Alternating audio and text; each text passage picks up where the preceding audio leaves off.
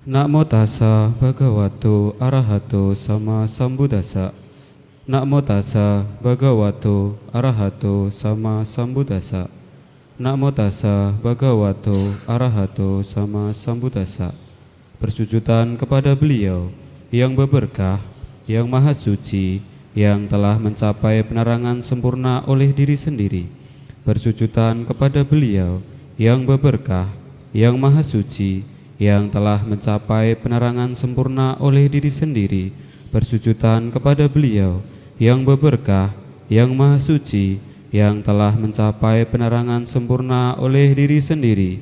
Ketika perolehan, kehilangan, terkenal, terhina, dipuji, dicela, bahagia, derita tak menguasai seseorang, maka ia terbebas dari derita.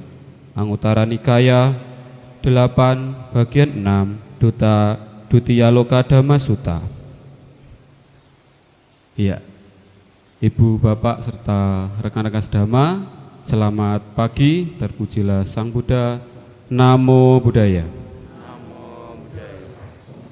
Terima kasih kepada Si Dhamma yang telah memberikan kesempatan kepada saya untuk duduk di depan, untuk berbagi sedikit ilmu yang telah saya pelajari kepada ibu, bapak, dan rekan-rekan semua yang ada di sini di minggu pagi yang cukup cerah ini. Nah, sebelum mulai, Pak Ais mau cerita sedikit. Ya.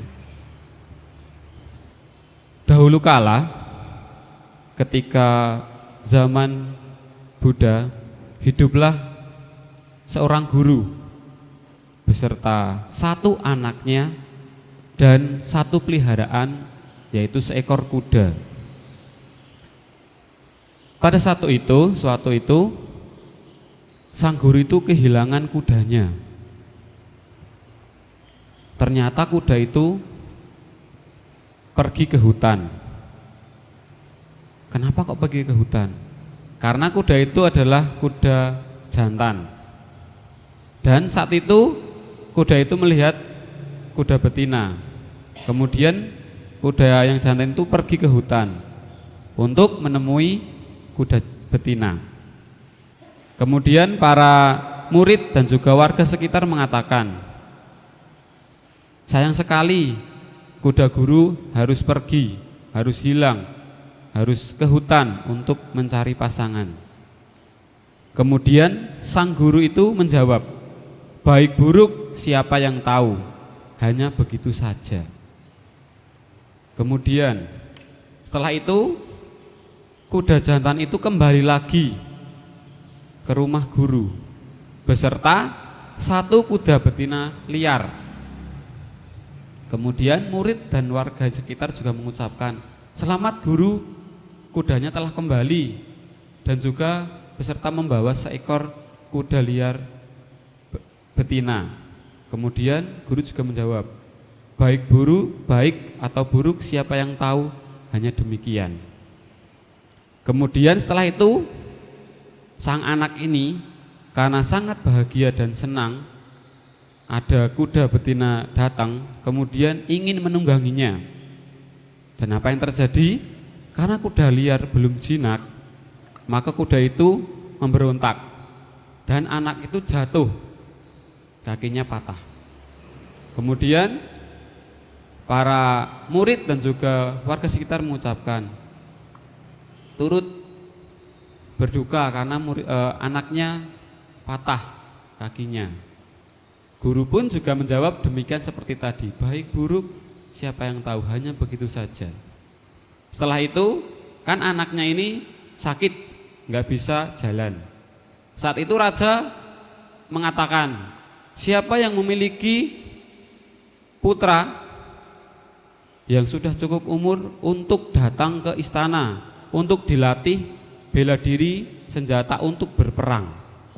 Jadi semua yang memiliki anak laki-laki yang sudah cukup umur diminta raja untuk ke istana. Banyak orang tua yang sedih, tetapi guru itu hanya diam. Kemudian ada beberapa murid dan juga warga sekitar mengatakan, selamat guru, anaknya tidak terpilih untuk berperang. Sang guru juga mengatakan seperti yang tadi sudah, baik buruk siapa yang tahu, hanya begitu saja.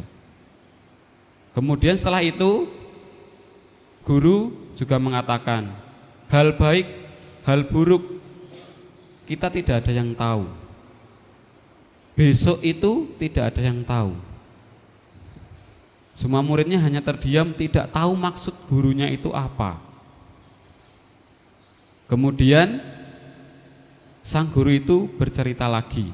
Dan inilah tema yang akan Pak Ais sampaikan pada pagi hari ini, yaitu 8 kondisi duniawi. 8 kondisi duniawi ini pasti pernah kita alami dan pasti akan kita alami. Apakah 8 kondisi duniawi ini? Ya, Pak Is akan membacakan 8 kondisi duniawi ini. Barangkali ibu bapak sudah tahu, Pak Is akan mengulanginya lagi supaya kita lebih tahu dan sedikit paham lagi. Yang pertama adalah perolehan. Kemudian yang kedua adalah kehilangan. Yang ketiga terkenal. Yang keempat terhina. Kemudian yang kelima dipuji, dicela. Yang ketujuh bahagia, dan yang terakhir 8 adalah derita. Banyak kita tahu dan kita alami, terutama ibu bapak yang berbisnis, ya. Pasti ada kalanya kita mendapat perolehan untung. Ada kalanya juga kita mendapatkan yang namanya kerugian. Saat kita mendapatkan yang namanya keuntungan, perasaan kita bagaimana? Pasti akan bahagia, senang, gembira, happy. Dikala kalau kita sedang yang namanya tidak beruntung atau rugi, biasanya kita bagaimana? Sedih, kecewa, marah-marah. Iya atau tidak? Iya, pasti kita mengalami. Ya kan? Saat kita beruntung, misalnya kita main saham kita lagi naik, teman-teman kita pasti mengucapkan selamat. Kita pasti akan dipuji. Wah, selamat, kamu hebat, kamu bisa menaikkan, kamu bisa mempertahankan. Tetapi saat kita lagi di bawah, bagaimana kalau teman yang namanya kalian mita pasti akan menyupport kita. Tapi kalau hanya namanya cuma teman, bukan sahabat, kalau kita lagi terpuruk, bodoh amat, salah siapa, seperti itu. Ya kan, pasti kita akan dijauhi, kita akan sedih, kita akan terhina, kita akan terkucilkan. Itu silih datang berganti. Buddha juga mengatakan dalam Anguttara Nikaya, 8 kondisi duniawi ini seperti angin. Bapak Ibu di sini sekarang merasakan angin enggak? Merasakan angin atau tidak? Merasakan angin dari mana? Angin dari, ya ada yang mengatakan dari sana. Tapi tadi Pak Is menghidupkan kipas, ada yang bilang oh dari kipas Pak Is. Ya, ada yang mengatakan dari kipas. Dari sana, dari sana. Angin itu datang dari arah mana sih Bapak Ibu? Dari semua penjuru. Bisa dari gunung, bisa dari laut, bisa dari mana saja. Bapak Ibu pernah merasakan angin sepoi-sepoi yang sejuk? Pernah merasakan angin yang cukup panas? Pernah merasakan angin ribut atau angin yang sangat kencang sekali? Ya kalau di daerahnya Pak Ais dekat pegunungan itu sering kayak gitu. Anginnya menakutkan. Kadang ada beberapa rumah yang sampai atapnya itu terbang. Jadi angin itu bisa berembus, bisa pelan atau sepoi-sepoi yang sejuk, bisa pelan tapi tetap panas, bisa yang kencang tapi dingin, bisa yang kencang tapi merugikan. Banyak berita juga mengatakan angin puting beliung dan lain sebagainya itu merugikan, bahwa pohon tumbang, rumahnya hancur dan lain sebagainya. Jadi 8 kondisi duniawi itu sama seperti angin. Datangnya itu tidak kita undang. Nggak ada yang tahu kapan itu datangnya. Bahagia, menderita, untung rugi, dicela dan lain sebagainya itu tidak ada yang tahu. Semua itu datang silih berganti. Apakah Bapak Ibu ini ada yang setiap hari, setiap saat hanya bahagia terus tanpa merasakan kesedihan? Walaupun kecil, pasti Pak Is katakan pasti ada yang namanya kita sedih. Hal sepele saja yang membuat kita sedih. Untuk ibu-ibu khususnya, saat kita di dapur sedang memasak, yang paling mudah masak sop, tinggal kasih sayur, bumbu, sudah kita cicipin nih, serup, kok kurang sedikit asin ya, tambahlah garam sedikit saja, kok kurang asin lagi, kayaknya ini harus 2 kali lipat. Kan tadi dikasihnya itu sepucuk sendok sedikit, kemudian dikasih setengah sendok, sudah itu lagi dimasak lagi, kemudian cicipin, dor, jadilah keasinan. Padahal masaknya itu 1 kuali untuk pagi dan siang misalnya. Terus gimana ini solusinya? Tambah air lagi, nanti kebanyakan air, nggak dimakan kok sudah capek-capek masak, dibuang kok ya sayang, ya kan? Solusinya bagaimana? Ya bisa aja mungkin tambahin air lagi, tambahin sayur atau kuahnya sedikit tapi nasinya banyak. Saat merasa keasinan itu pasti akan sedih. Yang tadi mulanya wah seneng nih, nanti keluarga saya pasti akan bahagia makan sop ayam atau sop yang lainnya, wah senang sekali, seger sekali, nanti siang-siang pakai sambal dan lain sebagainya, wah bahagia. Tapi bahagia itu akan sirna, akan hancur saat kita terlalu banyak memberikan garam. Hanya sedikit saja, hanya 1 kali waktu saja kita sudah merasakan 2, bahagia dan juga derita. Bagaimana sih supaya kita tidak menderita, tidak sedih, tidak bahagia yang berlebihan, tidak menderita yang berlarut? Supaya kita bisa membiasakan atau bisa terbiasa dengan 8 angin atau 8 kondisi duniawi ini. Ada yang bisa tahu Bapak Ibu? Supaya kita bisa menghadapi, setidaknya itu tidak terlalu bahagia dan juga tidak larut dalam kesedihan. Biasanya yang banyak dialami oleh kita manusia, saat kita bahagia itu kita akan terlena, asik, untungnya banyak, biasanya cuma 1.000, ini 5.000, 5 kali lipat dong. Bahagia, tidak ada namanya bersyukur. Yes, senang, nanti uangnya akan ku buat modal lagi, biasa aja nanti 5 kali lipat lagi. Wah, bahagia tanpa memikirkan resiko yang akan dialami. Ya, sudah banyak sekali untung. Wah, enak nih, untung terus dikumpulkan hingga lupa, semakin menggebu-gebu, kesehatan tidak dipikirkan, perbuatan baik tidak dipikirkan. Semuanya hanya untuk keuntungan.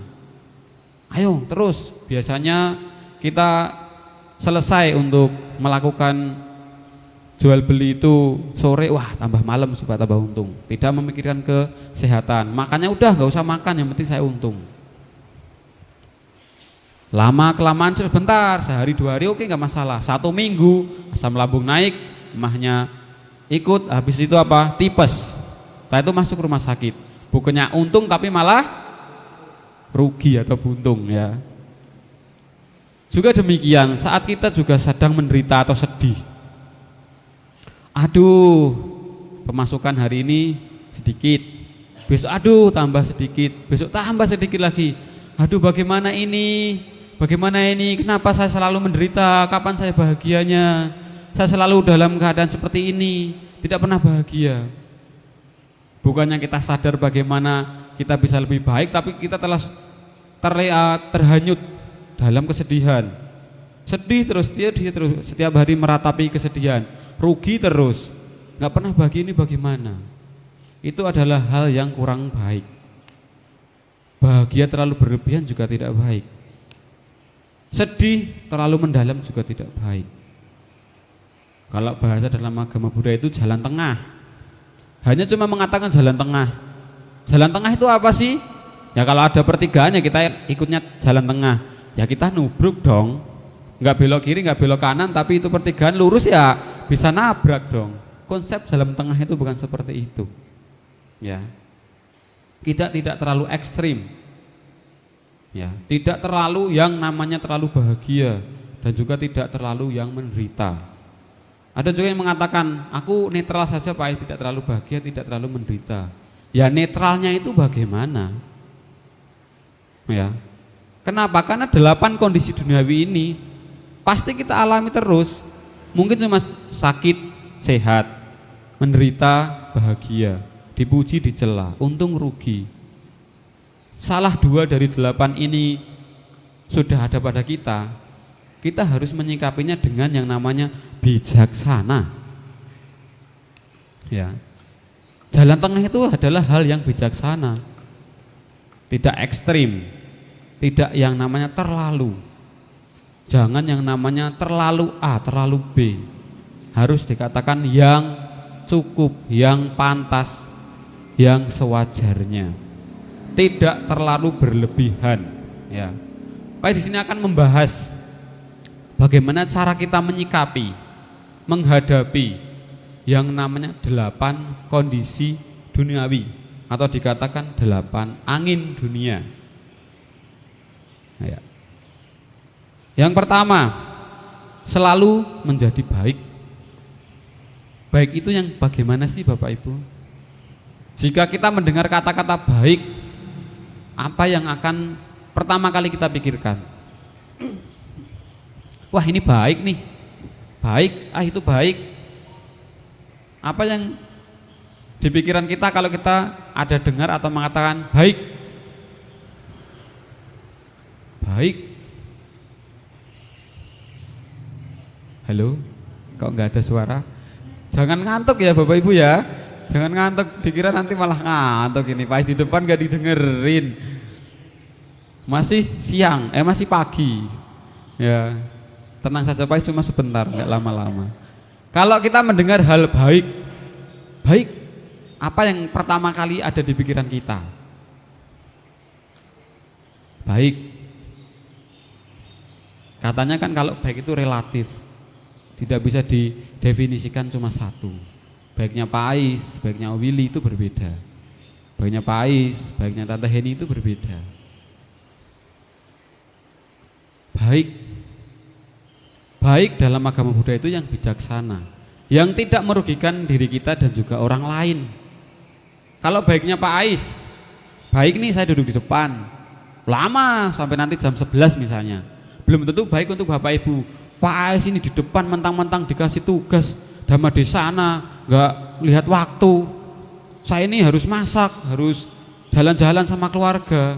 Itu kan baik buat Pak Ais, belum tentu baik buat Ibu Bapak semua. Misalnya baiknya untuk Bapak Ibu, semoga nanti Pak Ais cuma 5 menit. Ya untuk Bapak Ibu seneng lah, cepat selesai pulang, nanti ada bagus kesehatan mau periksa. Pak Ais, wah ngomong apa 5 menit ini ya, bingung ya kan? Iya, karena baik dan buruknya itu adalah yang bijaksana, tidak merugikan kita dan juga makhluk lain. Ya. Jadi kita harus berbuat baik. Bagaimana sih kita berbuat baik?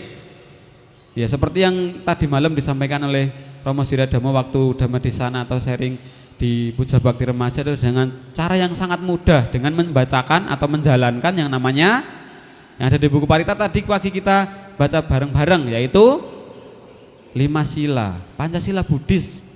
Kalau bagi kita umat perumah tangga, kita wajib Pancasila Buddhis. Kalau ingin tambah boleh, yang menjalankan silahkan Atasila, Dasasila, atau mungkin ingin menjadi Samanera, Atasilani dan juga Bante juga diperbolehkan. Ya, tapi bagi kita yang paling wajib adalah 5 sila. Itu sudah cukup dan sangat-sangat cukup untuk bekal kita menjadi baik bagi diri kita dan juga untuk orang lain ataupun makhluk lain.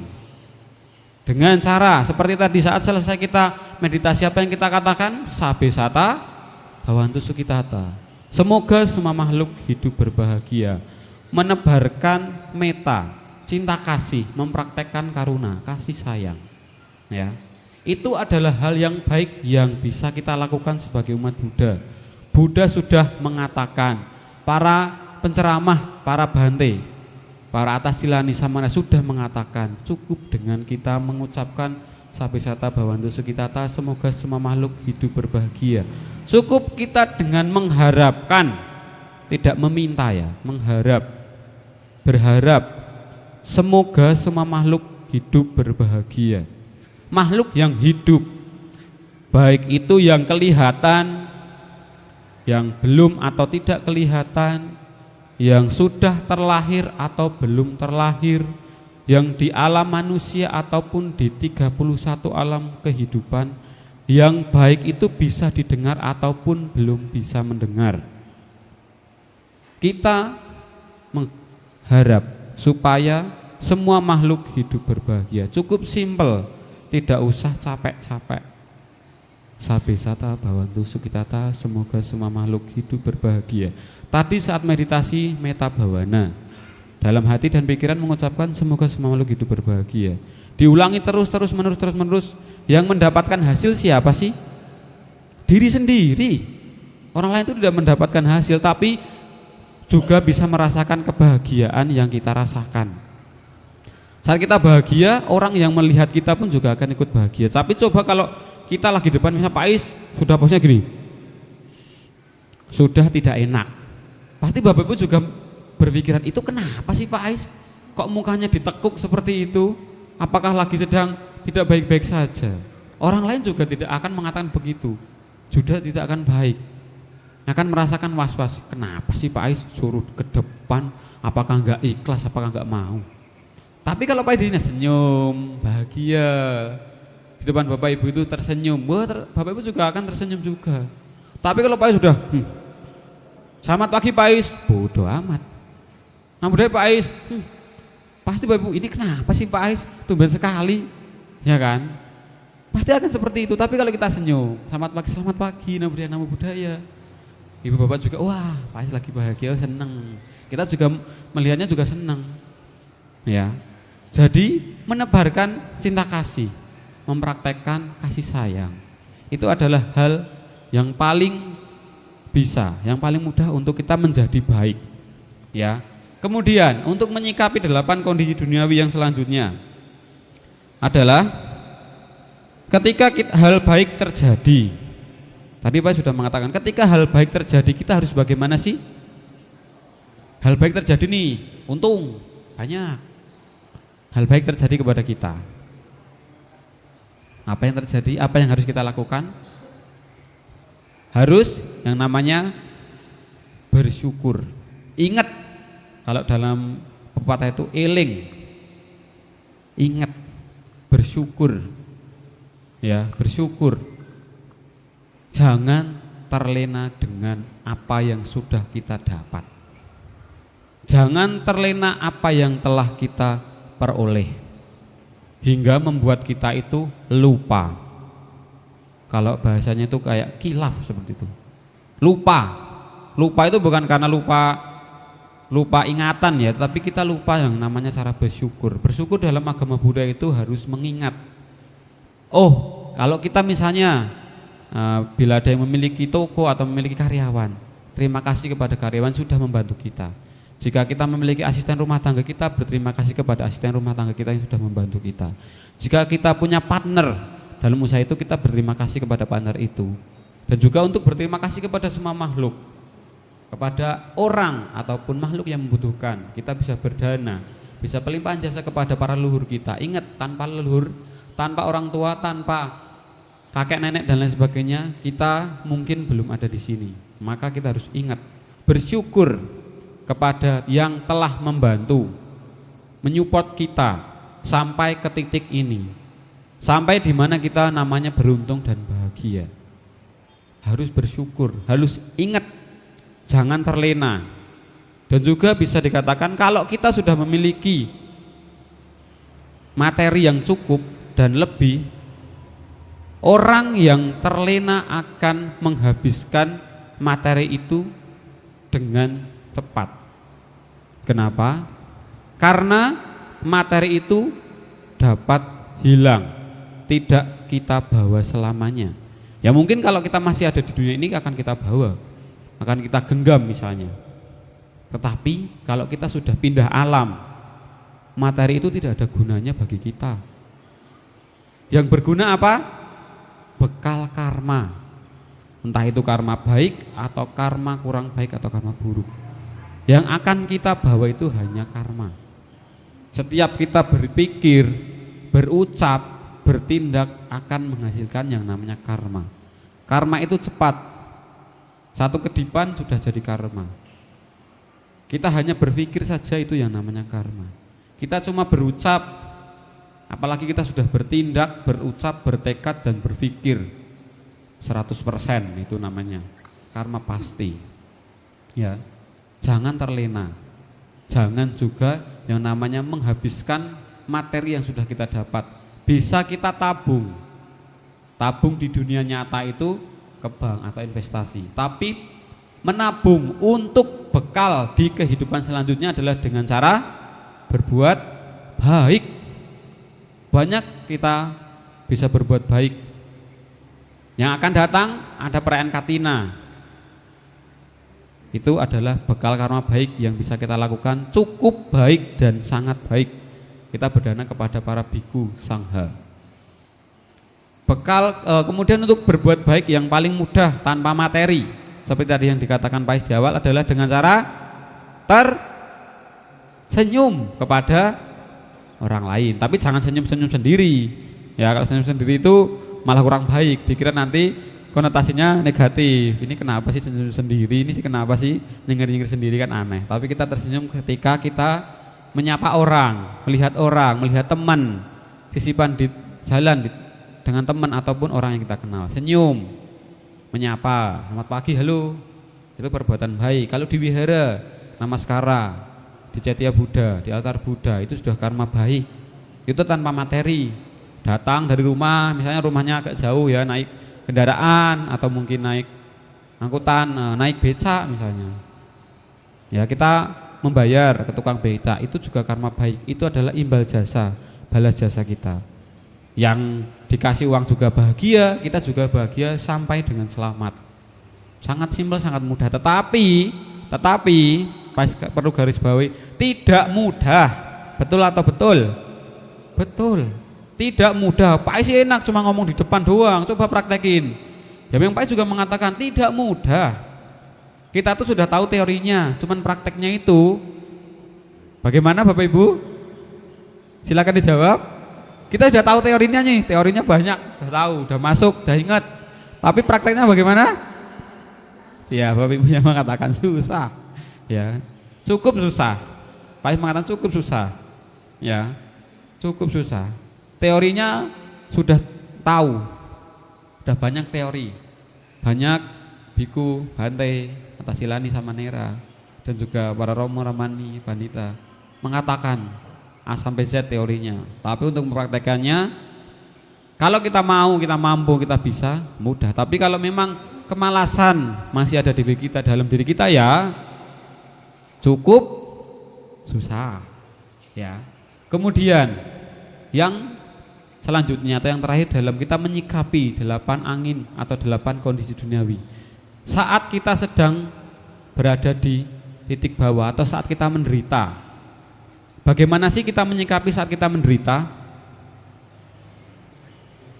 Aduh, maaf Pak Is, saya sedang tidak baik, omsetnya sedang turun, biasanya 5 kali lipat, ini cuma 0, minus Pak Is, saya nggak tahu. Cenderung saat kita menderita, kita pasti akan namanya menyalahkan diri sendiri. Betul atau salah Bapak Ibu? Aduh, gimana sih tadi kok malah seperti ini? Gimana sih tadi kok seperti ini? Harusnya saya seperti itu ya, supaya tidak seperti ini. Pasti akan menyalahkan diri sendiri. Aduh, gagal lagi. Pasti kita akan menyalahkan diri sendiri. Dan saat kita menyalahkan diri sendiri, kita akan lupa yang namanya bersyukur. kita akan jatuh, kita akan terpuruk. Saat kita bersedih, hal-hal baik yang pernah kita lakukan, hal-hal baik yang pernah orang lain lakukan kepada kita akan lupa dalam seketika. Selalu menyerahkan. Misalnya kita punya asisten atau karyawan, gimana sih kamu ini kerjanya seperti itu? Kita akan menyalahkan orang lain. Ya, saat kita sedang ada di posisi terendah, kita harus ingat, bangkit. Kita pasti bisa, semangat. Saat kita ingin semangat, kita harus ingat, perjalanan kita masih panjang. Kita harus semangat bagaikan esok itu kita sudah pindah alam. Kita harus semangat berbuat baik semaksimal mungkin. Apapun yang terjadi, kita harus semangat berbuat baik untuk bekal kita. Apakah dirasa ibu bapak ini sudah cukup karma baiknya atau masih kurang, atau sudah sih Pak Is, saya sudah cukup banyak berbuat baik kok, nggak usah berbuat baik banyak-banyak. Apakah sudah cukup? Belum Bapak Ibu. Kata siapa sih Pak Is? Saya setiap hari berbuat baik kok, selalu datang ke wihara, melakukan puja, tantap dupa dan lain sebagainya, memberikan persembahan. Saya kan udah berbuat baik. Saya senyum kalau bertemu dengan teman-teman, bertemu Pak Is senyum. Kemudian saya juga rajin berdana. Ya, itu baik, itu bagus. Tetapi untuk memupuk karma baik, seperti yang Buddha ajarkan di Nidikada Sutta, menimbun harta yang paling baik itu bukan harta materi, tetapi harta perbuatan baik. Perbuatan baik itu yang harus kita timbun. Serakah dong Pak Ais? Enggak, itu bukan serakah. Ya, itu bukan serakah. Serakah kalau perbuatan baik terkhusus hanya untuk diri sendiri, tidak merugikan orang lain, itu yang tidak baik. Ya, kita untuk bekal masa depan. Siapa sih yang ingin hidupnya tidak baik? Wah, nanti saya ingin terakhir ke alam rendah aja. Yang gampang Pak Ais, nggak usah berbuat baik, nggak usah senyum ke orang lain, cukup yang penting hidup. Adakah yang seperti itu berpikiran, capek harus senyum, capek harus berdana, sayang uangnya bisa ditabung buat besok anak cucu kita? Adakah seperti itu? Malas Pak Ais, nggak mau saya berbuat baik, ingin ke alam rendah aja, wis nggak apa-apa wis, cuma seperti itu. Pak Ais rasa tidak ada ya. Dan kalau ada, jangan ibu bapak ya, jangan. Aduh, itu pemikiran yang tidak baik. Kita harus selalu berpikiran ke depan. Saya harus berbuat baik, semangat untuk saya mendapatkan kesejahteraan hidup, baik di hidup saat ini atau yang hidup yang akan datang. Ya, itu adalah cara menyikapi, atau 3 cara menyikapi bagaimana kita kalau dalam kondisi yang kurang baik. Ya, Pak Is tekankan lagi, 8 kondisi duniawi ini seperti angin. Datangnya itu tidak tahu.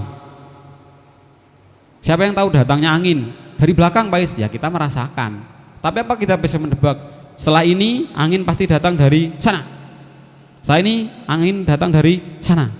Siapa yang tahu? Enggak tahu. Tapi kita bisa merasakan, bisa. Baik buruk, celah, dipuji, kita tidak ada yang tahu. Besok saya ini pasti dipuji, besok pasti saya akan bahagia. Ya kita bisa merencanakannya, tapi alam semesta belum tentu bisa. Seperti itu angin, 8 kondisi ini selalu datang, selalu silih berganti, selalu pasti dan pasti akan datang kepada kita. Seperti angin, seperti udara, selalu saja berpindah, sepoi-sepoi, pelan, kencang, sangat kencang, angin puting beliung, angin topan dan lain sebagainya. Jadi kita harus selalu waspada, jangan terlena, tetap selalu berbuat baik, kurangi perbuatan buruk, banyak-banyak melakukan perbuatan baik, dan kalau bisa ya tambah meditasi. Itu juga penting, melatih konsentrasi kita, pikiran kita, karena pikiran itu yang berperan penting untuk kita membuat karma. Sebelum kita bertindak, berucap, pasti kita akan mikirin sesuatu. Kecuali kita spontan dikagetin dari belakang, itu tanpa kita tahu, itu spontan. Tapi kita harus melatih kekuatan pikiran dengan cara meditasi, dengan cara melatih batin meditasi. Baik buruk siapa yang tahu, ya begitu saja. Itu yang dapat Pak sampaikan. Semoga bisa dan dapat menambah pengetahuan walaupun mungkin sedikit bagi Bapak Ibu.